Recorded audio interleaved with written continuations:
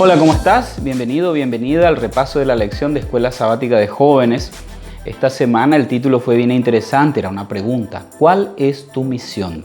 Espero que te haya ayudado tanto como a mí y realmente es una preguntita que de una u otra manera siempre estamos tratando de contestar.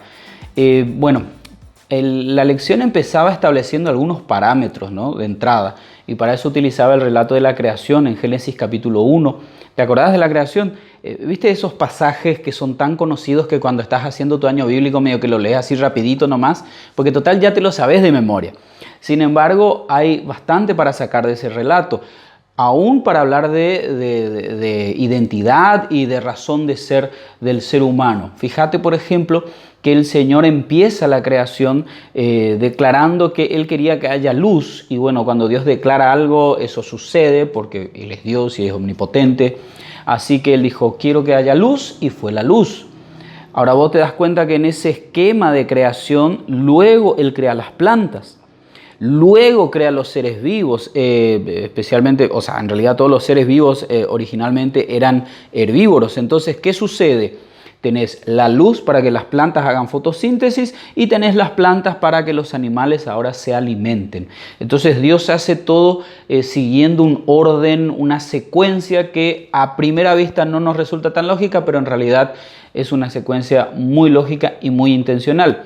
Pero qué interesante que Dios declare quiero esto antes de decir para qué lo quiere.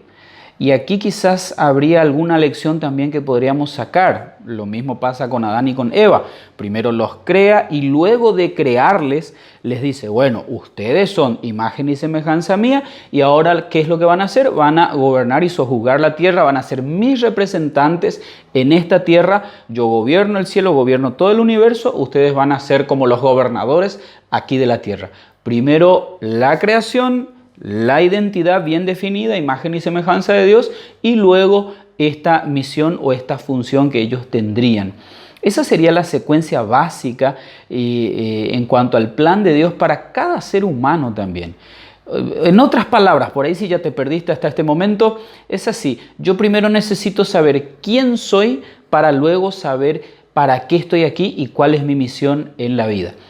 El texto base o el texto alrededor del cual estuvimos navegando durante toda la semana fue el de Hechos capítulo 7 versículo 20 al 36.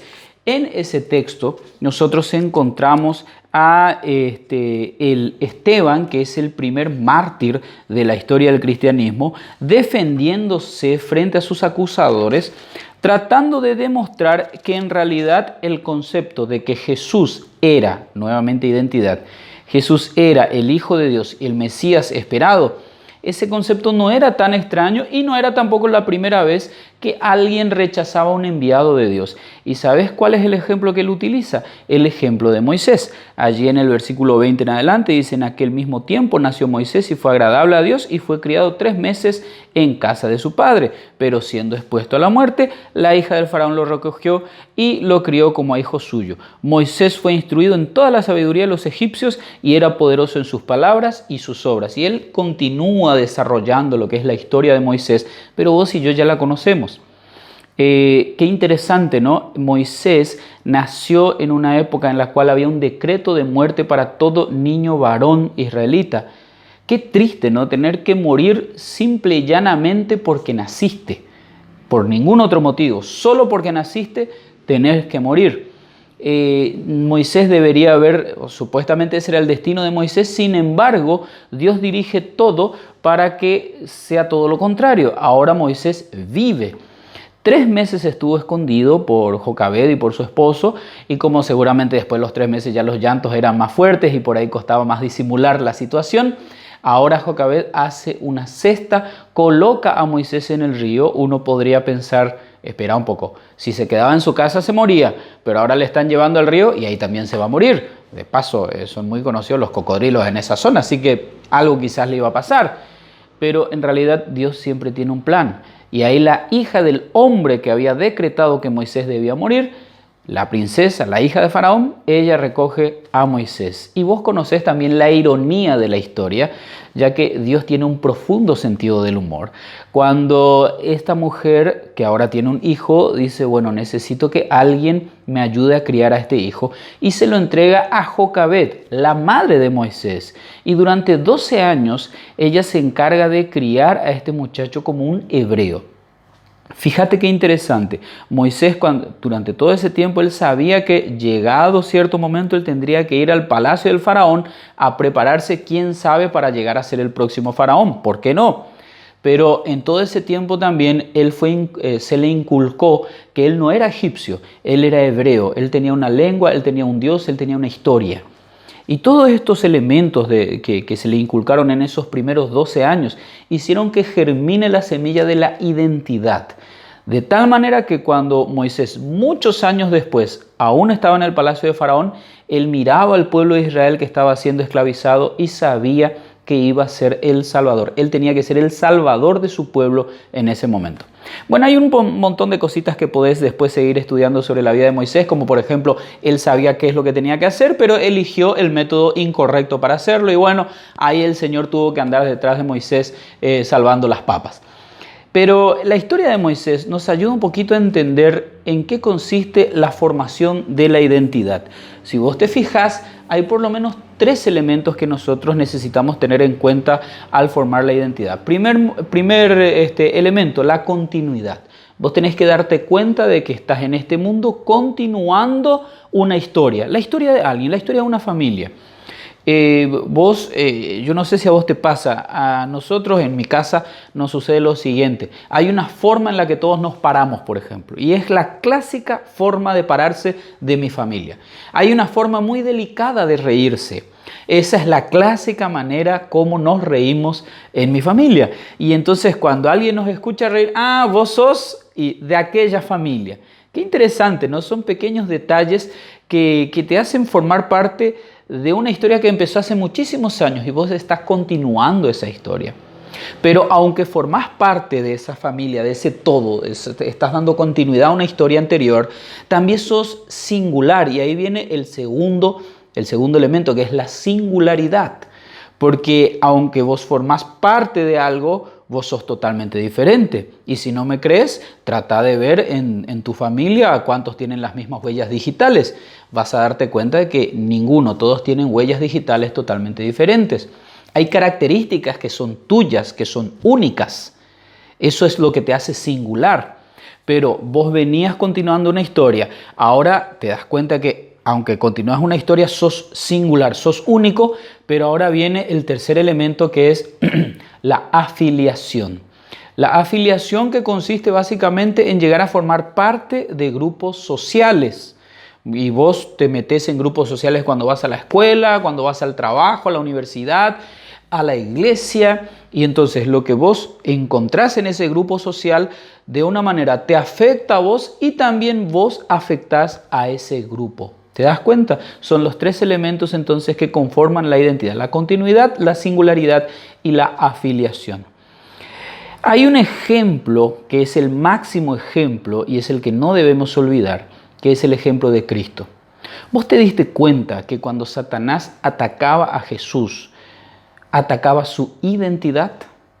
Cuando él salió del Jordán aquel día que Juan el Bautista lo bautizó, se abrieron, dice, las nubes de los cielos, descendió el Espíritu Santo en forma de una paloma y ahí estaba Jesús, estaban las 3 personas de la divinidad porque se escucha la voz del Padre diciendo: este es mi Hijo amado en quien yo tengo complacencia. Qué interesante que esta frase, según Lucas, se repite nuevamente en algún momento del ministerio de Jesús, este acontecimiento.